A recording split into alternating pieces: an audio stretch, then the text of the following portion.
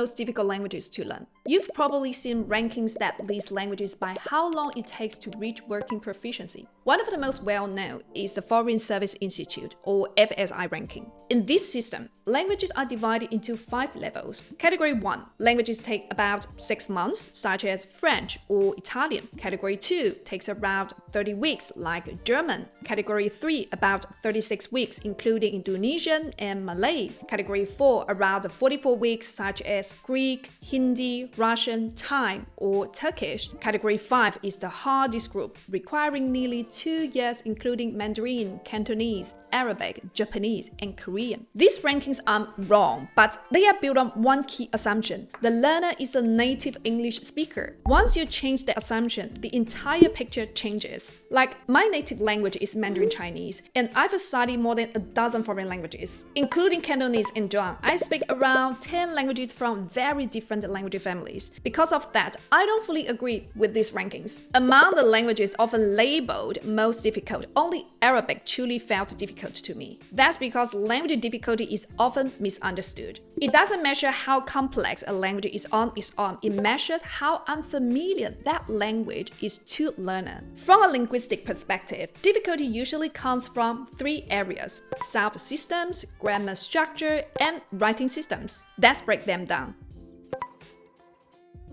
Different languages use different physical habits when we speak. So when you learn a new language, you are not just learning words, you are retraining your muscle memory. Some languages use the front of the tongue more. Others rely heavily on the back of the tongue and the throat. This is why many learners struggle with Arabic, including myself. Not because it's illogical, but because it uses sound positions we've never trained before. Both our muscles and our ears need time to adapt. Sound difficulty often depends on what your native language already does. For example, French nasal vowels feel natural to French or Portuguese speakers, but often feel strange to learners whose languages don't use nasalization. The same thing happens with tones. For many learners, tones like those in Chinese feel extremely difficult. Using pitch to change meaning is unfamiliar, but for Chinese speakers, it's the opposite. Because tone is already part of how meaning works, learning other tonal languages like Thai or Vietnamese often feels much easier at the sound level. Rhythm matters too. Languages like English organize speech through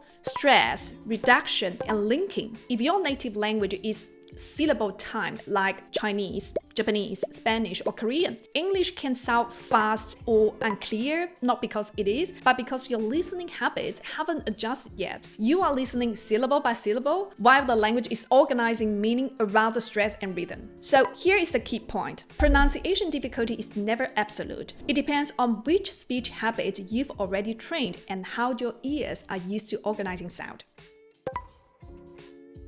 Many learners say they are bad at grammar, but most of the time, that's not the real problem. Grammar feels hard because different languages work in different ways, and your brain is used to only one of them. Some languages organize meaning mainly through word order. If you change the order, the meaning changes. Languages like Chinese or Vietnamese work this way. Words don't change much, so meaning comes from position and context. If you grow up with this system, it feels natural. This is also why people often say, oh, Chinese grammar is easy, there's no gender, no case system, and very little to memorize. But that's only true from this side. For learners used to heavy inflection, Chinese can feel unclear because grammatical relationships aren't written on the words themselves. Now compare that with languages that rely on inflection, like German. In these languages, meaning is built into the word. Endings show tense, number, gender, or case. For native speakers or learners from Dutch or Russian, this feels natural. Word order is flexible because the grammar is clearly marked. But for me, German felt easy at first, but at higher levels, things changed. You have to track the multiple markings at the same time, and if even one element is wrong, the sentence falls apart. The rules weren't unclear, my thinking just couldn't switch fast enough. Then, there are agglutinative languages like Japanese or Turkish. Here, grammar starts onto words through suffixes. You often don't fully understand a sentence until the very end. If you are used to getting meaning early, this takes real adjustment. Languages like English or French sit somewhere in between. They rely on word order but also use inflection. This is why they feel manageable early on but often become difficult at higher levels. None of these systems are better or worse. They just train the brain to expect meaning in different ways. So when people ask whether a language has easy grammar, the real question is easy for whom?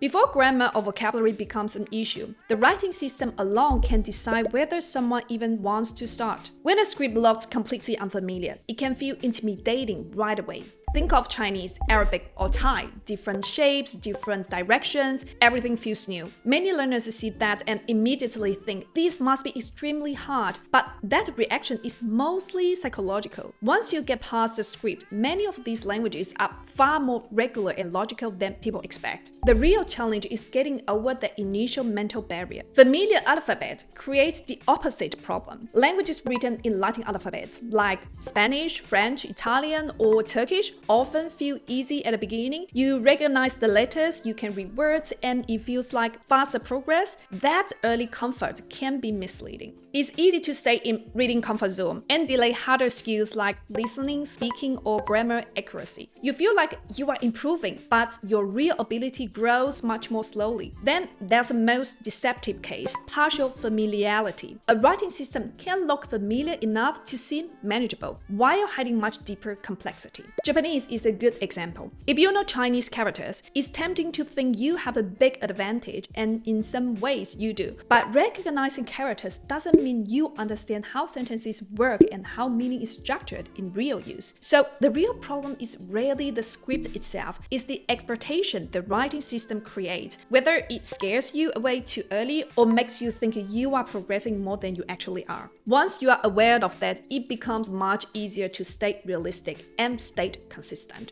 To be honest, my perception of language difficulty isn't fixed. It changes as my overall language ability grows. Things like pronunciation and writing systems can usually be handled with focused effort early on. They feel hard at first, but over time they become manageable. What really separates languages in the long run is structure. How a language organizes meaning and how it works in real use. I've already mentioned that German was difficult for me for this reason. But the most difficult language I've studied is Arabic. For me, Arabic was intense on every level: pronunciation, grammar, and writing system. It challenged everything I thought I knew about language learning. One of the hardest parts is that modern standard Arabic isn't what people use in daily life. To communicate naturally, you also have to deal with spoken varieties. That experience completely changed how I think about difficulty. Interestingly, after Arabic, learning Persian and Turkish felt like a shift in scale. When I studied Persian,